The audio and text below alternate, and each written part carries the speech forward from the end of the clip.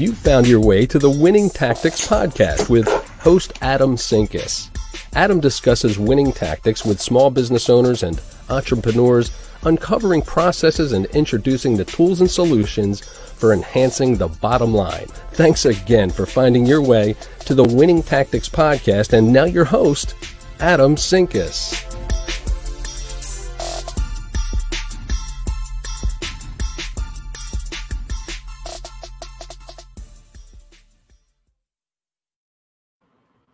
What is going on, everybody? Welcome. Happy Tuesday. It is May 19th. The only way I know it's ever the day is because I look at the time on the bottom right-hand corner of my computer. I am excited today because we have the famous Dana Mantilia. She has done all kinds of crazy, awesome videos with all the props you love and know. Everything from dolls to... gosh, all kinds of crazy stuff, wigs, sunglasses, and hopefully she will bring out a few props today as we have our conversation. Dana, welcome to the show. Very, very excited to have you here. Tell us a little bit about who you are and what you do. Hello, Adam. Thank you very much for having me. So, yes, my name is Dana Mantilia, and I have a company, Identity Protection Planning.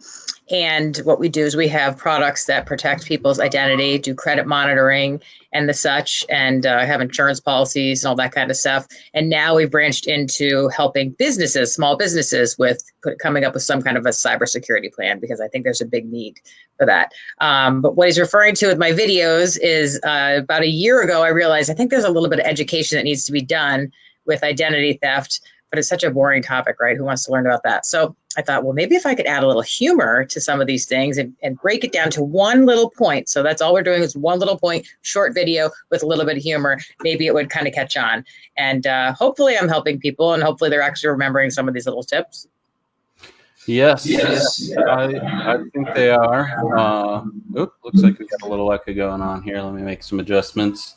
Apologize about that, technical difficulties, but yeah, no, I love your videos. I absolutely do love your videos. They're so much fun, and you bring a humorous element to something that is very serious that we should all be learning about all the time.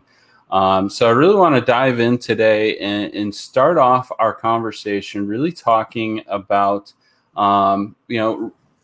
what those trends in cybersecurity are, what's happening, how are small businesses being attacked with cybersecurity. Then we'll talk about why it's important to protect your business. And we get a little bit of a value bomb here at the end of the show. Dana's going to talk about how we can CYA our business in cybersecurity. So excited to learn about that. So we will kick it off with that first thing. What are some of the trends that you've noticed in the small business world with cybersecurity? What's happening? Well, I think a lot of it, the initial issue is that there's not a lot of awareness or discussion or any kind of a culture within any organization, small, big, whatever. Maybe some of the larger ones are, but so the people are talking about cybersecurity. So starting with clicking on emails, phishing emails, and they're very, very good now. This is way beyond the days of the Nigerian prince sending a text message with lots of spelling errors. They look like they're from Amazon or from a local pizza place that sends a coupon right around lunchtime. Very easy for people to be clicking on, and then they're downloading malware onto their device. The other thing is that hackers or cyber criminals, as the hackers don't like me to call them hackers because there are good hackers. So cyber criminals, I call them all Mr. Creepy. They can get into your system and just watch a communication. Let's just say, for example, an office manager. So they're watching the way the emails are coming in, who she's communicating with. Maybe it's the business owner, and there's maybe a financial transaction going on, or their anticipated financial transaction. So what they'll do is they'll create a fake invoice that looks like it's from that company. They'll send it over, and then the office manager may just pay it because she's anticipating she's getting a bill from this anyway, and then send it off. I mean, a little example for this is Barbara Corcoran of Shark Tank. Her office manager sent $400,000 to a company in Germany, supposedly, that they were actually doing business with, and they thought it was for furniture for these hotels they were building or something like that. So she sent it and then contacted Barbara's assistant and said, I just want to let you know I sent the money. And they said, what do you mean? We're not sending money for that yet. So after investigating, it turned out it was a Chinese IP address, and there was one little spelling error off in the email. But the invoices and everything were made to look just like all the other invoices that the company had been sending. Yeah, no, I think that's really interesting. I think it's a huge opportunity that people miss out on. One of the things that like I've noticed is like these emails are looking more and more legit every single day. Gone I think are the days of the grainy, poor logos. The colossal spelling errors, things like that, and these cyber criminals I think are becoming a lot smarter. So, what are some things that we should look at in those communications that are clear indicators that it's not something that's a legit communication? Well, you always want to hover over and look and see who is it saying that the email address is coming from, because that's sometimes a giveaway. If there's a link in the email, if you hover over the link in the bottom left-hand corner of your computer, it will show you where that link is going to. So let's say you think you're going to, Pizza Works or something like that, and you hover over it, and it's this whole other, crazy email address. That's one way to check it out before actually clicking on the link. So that would be, I think, maybe the best thing. And also just talking about it with everybody, that if you see one that comes across and you're like, hey, I just saw this one, it looked a little bit suspicious. That way other people will be looking out for it, that may be sitting right next to them or something like that. But I always think it's almost like sewing. You want to, measure twice and cut once. This is, you want to look and then look again before actually clicking on an email. Awesome. Yeah, no, I agree. Looking first is so important. I think, some of the other things I've seen and read about is like, especially like when it comes from Amazon or somebody you have an account with, when they say like things like "dear customer," as opposed to using your name, is being a big call out. So definitely. Another thing that's good for people to do, everybody should do this. If you are getting an email, whether you're at work or at home, and let's say it says it's from Amazon, don't click on the link in the email. Go out and go to Google and look up Amazon. Go into your Amazon account a different way, or whichever way, if FedEx or however you're anticipating it. So that way, that's another way of avoiding clicking. Yes. PayPal is not locking out your account 65 times a day in your spam folder. Mm-hmm. Right. I think I get that one at least 5 or 6 times a day lately. So very cool. I think those are definitely important things to be on the hunt for, keeping an eye out for. Let's kind of shift gears a little bit and bring this back to the small businesses. And why is it important that a business put so much effort and emphasis on protecting themselves from cyber security issues outside of the potential revenue loss? Well, there's quite a few concerns. I also want to stress that we focus on the human element of things and not the IT or the servers or the firewalls or anything like that. Ours is all about, communication within the organization. So I think that's very, very important. And coming up with a plan is a very important thing, because after it happens, it's too late. And that's why we named our company CYA. And it's not CYA like we're all thinking, it's CYA, can you answer? Because if you do have a data breach, the FBI is going to come down. And the first thing they're going to ask you is, can you answer a few questions about your data security before the breach? And that answer is going to dictate what kinds of fees and fines and all that kind of jazz are coming into it. So aside from the financial aspect of things, there's also the reputational situation. Here's an example. There was one time a bank thought that they were having some cyber issues, and they thought maybe something fishy was going on. So they called the IT department. Well, while the IT department was looking into it, there was a bank teller who went onto social media and said, oh, I'm at work right now at the blah, blah, blah bank, and I think we're being hacked. Well, it went viral, and lots of people that had money at that bank showed up and were demanding to get their money out of the bank. And it turned out it wasn't even an issue. It was just a little glitch in their system. There wasn't anything wrong. There weren't any criminals in there taking anything. So here's a situation where all this anxiety was created, and there wasn't even anything for anybody to really worry about. So that's, false anxiety that gets created because of a maybe potential situation. Yeah, no, that is interesting. Social media creates a clear challenge in this day and age. I've experienced that. So outside of the business world, I do ski patrol, and and so for those of you that aren't aware of that, it's your first aid out on the ski hill. We help injured guests. We help guest relations around different ski resorts, and so, we obviously have our own protocols for handling an incident scene and securing the scene and taking care of a patient. And one of the challenges we've faced with that is social media, with people posting, pictures of us working on social media, videos of us working on social media. And not to say that we would ever do anything unprofessional, but it is a risk for us. And so then the other side of that is, you have people calling 911 and things like that outside of our protocol too, which also opens up different challenges as well. So it's interesting, how social media and how, our here and now mentality with the world has changed how some of these incidents progress forward. Mm-hmm. And that's one of the things too, is coming up with a communication plan so that everybody knows if something is happening, or maybe there's a suspected situation happening, that everybody needs to know what they're supposed to say and what they're not supposed to say, what they're supposed to do on social media and what they're not supposed to do on social media, until everything is resolved. And then everybody should be on the same page as to what they are actually saying, because, rumors spread around. And next thing you know, you got one kid who's on Twitter telling everybody, oh my goodness, you can't believe there's hackers all over the system here. And then you have somebody else who's calling their husband or whatever. And it's a hot mess. And it could be solved very easily by everybody just having a very specific plan in place initially.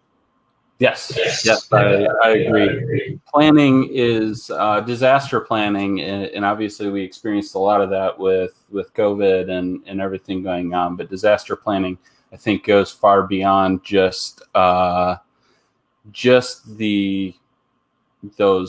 big issues of not being able to operate your business into security issues, into personnel issues, and things like that, and realizing that. So let's we're going to pause for a moment. We got a couple of questions in the audience.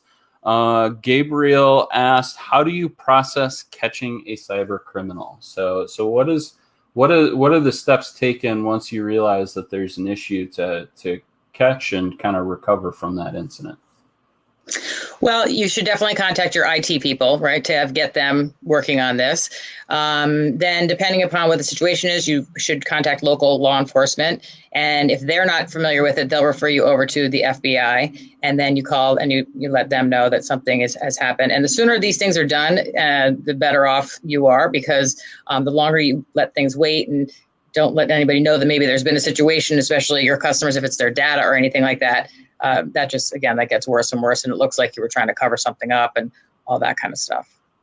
Yeah, no, it's the cover up thing is interesting. Target, Home Depot has been hit in the last couple of years here, and they spend just massive amounts of money on the cleanup from these incidences that maybe happened 6-8 months prior to it actually being discovered. And whether it's a cover up or not, and I wholeheartedly don't think those organizations are covering anything up. I don't think they have anything to win by that.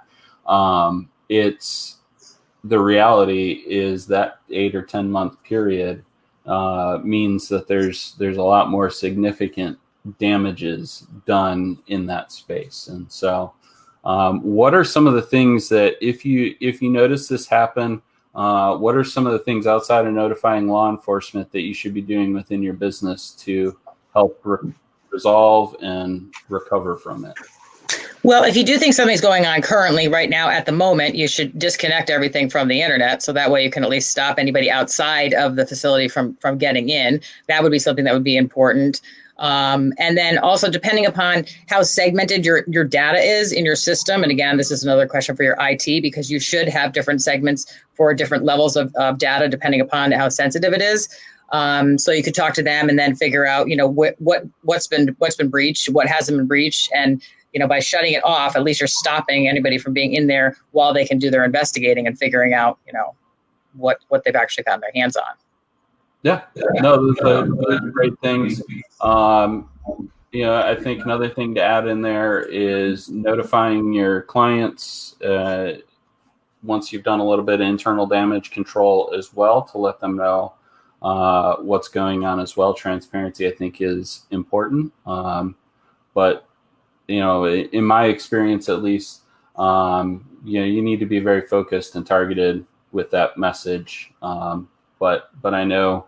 Instead, I know reporting guidelines say that there is some transparency that needs to go on with your customers as well. So can you tell us a little bit more about that? Elaborate on that? And that actually what we also suggest is that people take it right now before anything happens, is do a data inventory. So okay, where which data is and where it's stored, both physically, paper-wise, and also digitally, and also what aspects of it are encrypted. Depending upon your business is going to be depending upon how much sensitive information that you have, regarding your clients.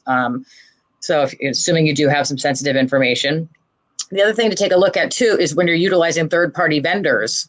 So now you're sharing your data with a third-party vendor. What are they doing with it? What's their protocol with making sure that it gets protected, that kind of thing. So keeping an eye on what data there is, where it is, and whoever else has access to it, what are their protection methods that they're using, and also who within your organization has access to, because sometimes, people are passing around passwords because it's just easier to everybody have the same one, when even maybe they shouldn't be doing that, but they do. So, when's the last time they changed the passwords? What's your password procedure? Everything like that. Anything that we can, kind of help build that wall against anybody getting access to the data.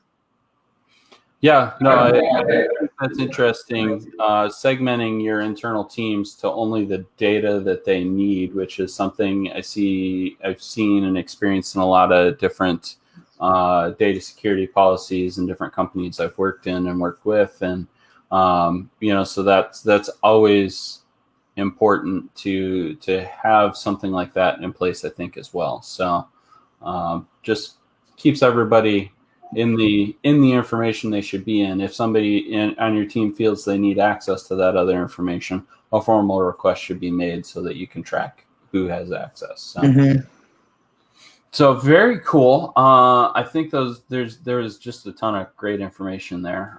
We do have another question from the audience. Gabriel also would love to know, how do you start a career in cybersecurity, if it's something you find interesting? Because I think it's a big area, a big market. There's going to be a lot of opportunity especially as we look at more opportunities to work from home and things like that. So tell us a little bit about how you got started, and then how other people get started. Okay, there's a lot of different ways. And there's also different aspects of, obviously, cybersecurity. There's the technical aspect of it, but then there's also the extreme opposite, which is where I am. I am not a technical person. I would never even try to pretend to be a technical person. I just try to look at how do we communicate this information at a level that everybody can understand, and that it doesn't get too over their head, because I think we're all the same. As soon as anything gets over our head, we just start to tune out. So what I did for some of my education was tons of research. I also got a couple of certifications. The Identity Management Institute has a lot of great programs for beginners. So that was a very good start. I got a couple of certifications from that organization. And then also I took a course at Harvard University, which was on cybersecurity and risk mitigation. And that was very, very, very good. We had to either choose a company, or you could use Sony and come up with some kind of incident response plan, analyzing the situation and all that kind of stuff. So there's lots of little courses out there that you can take. And then I think something will grab your interest, and then maybe you can segment more that way and really kind of, drill down. But you're absolutely right, Adam. There's going to be so many opportunities for people to get involved, because every day more and more of our information and more of our lives are happening online. I mean, and this coronavirus is a perfect example of people that never in a million years thought they'd ever do a Zoom call. They're zooming away, right? So that I think it's just going to be a bigger industry than any of us could really imagine. Yeah, no, I agree with that.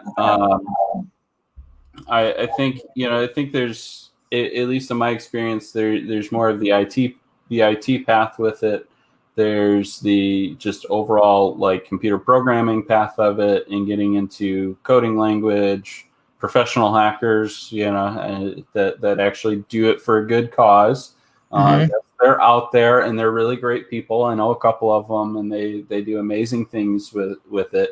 And then obviously your side as well, the people side, those are kind of three macro areas that I think you can go into in cybersecurity, depending on what you're comfortable with and where you want to go with it. So yeah, and if Gabriel wants to reach out to me, he certainly can message me on LinkedIn, and we could start a conversation that way if he has any more specific questions.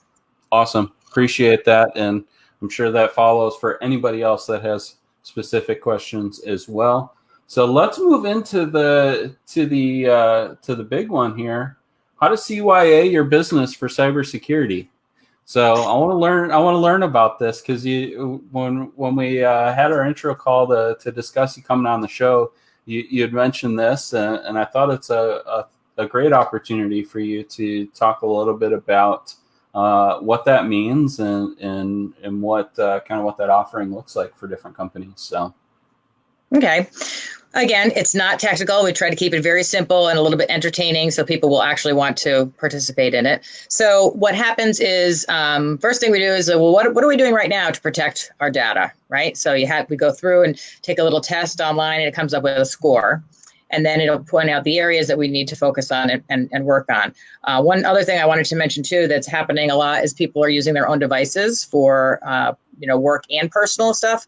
And if you're using your mobile phone and you're downloading whatever kind of fun apps are being downloaded, and you're also doing work on there, that's not necessarily a good thing, because there can be access can be granted through some of these other apps, and they're getting into some of your, maybe your work-related items. So anyway, so go through asking questions like that. Are your, employees using a VPN on their devices, and their unsecure Wi-Fi?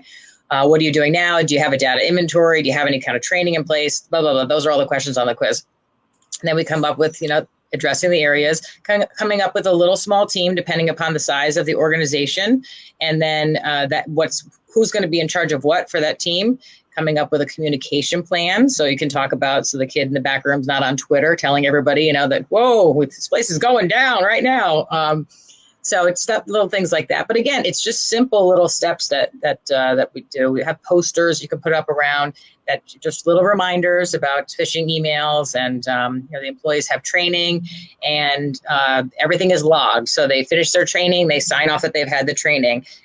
If there's any kind of regulations that your industry has to follow, and check that out, and everybody make sure that they're aware of that for any kind of privacy that's specific to their industry, and they sign off on it. So that way, if something does happen, because we can all try, but we can't guarantee that you're not going to become a victim of a data breach or something like that. So everything gets stored in I have right here a little folder, right? It's a big acrylic box and has all these different folders in it. And that way, when the FBI comes in and they say, can you answer questions about what you were doing before the breach, you can say, yes, we can. Here's all of our employee training that was done. Here's our incident response plan. Here's our communications guidelines. And this is going to completely change the conversation from them coming in and saying, can you answer? And everybody's looking at each other. Oh, yeah, we do a good job of protecting everybody's information. And then what they do is they start separating the employees, and they ask them individually questions. Where's your written plan? Where's your written this? Where is this filed? And then when everybody starts telling different stories because they feel like they have to say something, that's not good either. So anyway, you want to have a little bit of organization all done. So if something does happen, you can say, listen, we tried. We really, really did. We did the best that we could to our ability. And these are the guidelines that we followed. And that's really it. And then there's some ongoing training and then a little bit of review along the way. But there's night and day difference with having that acrylic box wherever you can just pull out and say, this is what we did, versus not having anything. Yeah, no, I agree with that. I think that's great. I think it's interesting you call out, Johnny in the back room on Twitter, because I think a lot of small businesses have that individual in their space that doesn't understand the grand picture. So my question to you is, how often should you be reviewing that box and reviewing your cybersecurity to make sure that you're all up and up on everything? Well, I think it has to be an ongoing thing. I think obviously initially there has to be not a lot of work, but a little bit more work than moving forward. But I would say that they still need to have at least a little bit of monthly training, even if it's just sitting down for 5 minutes and taking a couple of quick little, quizzes online or doing a little bit of training on, phishing emails or something like that. And then at least once a year, you need to really sit down and just say, hey, we're just going to go over again. This is our incident plan. This is this, this is this, this is this. Or maybe break it up throughout the year. So that way it's not, just one time a year, we're getting together and doing all this stuff. It's, we're separating it throughout the year, breaking it down a little bit. It kind of depends upon the situation, how the organization runs and how much they really want to talk about this. Yeah, no, I agree with you. I think you need to have one core conversation every year at least on this. But I am also in agreement that if you can sprinkle this in throughout the year, different topics, different pieces of it throughout the year, that is a really solid plan to keep everybody up and engaged with it. Because I know in my experiences, a lot of people after the second or third time of seeing that security training tend to just click through it just to get through it. And so that's where that constant communication, I think, is a huge advantage in an organization. So awesome. Well, we are getting towards the end of our time. I always like to wrap these up with, if you had to give one piece of advice out to a small business around cybersecurity and what we talked about today, what is that one thing that everybody should know about it? Well, one thing is kind of hard to pick one thing, but if I had to pick one thing, it's what I always harp on. It would be passwords and password procedures, and only allowing people having access to what they need to have access to, and really, really, really keeping a very close, close eye on who has access to what, and how often they're changing them, and how difficult are they. That's another thing too. So everybody doesn't have their favorite dog's name in there. Oh, you mean like I should put password 123 for my password? Right, that's a good one too. Mm-hmm. I always you can Google search it. It's always an incredibly fun read. They do a new list every year. CNET does one, and Tom's Hardware does one. It is the top 100 passwords of the year. You will see things on there that you will question why anybody would ever put that as their password, but it is a good read because it is clearly great things to stay away from when you are thinking of passwords for your business, for your personal, for everything that you do. So awesome. Well, it was great having you on. I really appreciate your time today. I think you provided just an absolute amazing amount of insight on cybersecurity, which is, like you said, that topic that nobody wants to talk about, but everybody needs to be talking about. So where can people find you? Well, LinkedIn, I'm always on LinkedIn, or you can always just shoot me an email. Are you going to have it somewhere on the thing, or should I tell them what it is? It's kind of long. I will make sure I drop it in the comments on the video here. So, so we have that. So I'll drop you. Actually, what I'll do is I'll just drop your profile in there. You can find all of our contact information on our LinkedIn profile, and go find her that way. But yeah, where else? Anywhere else we can find you? Yeah, that's perfect. Because on the profile, that's got my email, my LinkedIn, obviously, and our company phone numbers on there too. So that would be good if you could put that in there. Perfect. Awesome. Well, I definitely appreciate your time. I appreciate everybody coming to join and listen to us today and learn a little bit about cybersecurity. As always, if you enjoyed today's episode and you would love to support what I do here in providing value to small businesses, you can visit my patreon.com/AdamSinkus site and donate to the cause. Understand this isn't free for me, but it's something I love to do and am passionate about. So appreciate your time again, Dana. And we will see you all Thursday, this Thursday, 1:00. I have Lucas Root coming on to talk about work from home and why you should be continuing to have your teams work from home as we find our new normal. So it's going to be a great, interesting conversation, and I'm excited for that one as well. So Again, Dana, thank you so much, and have a wonderful day. You too.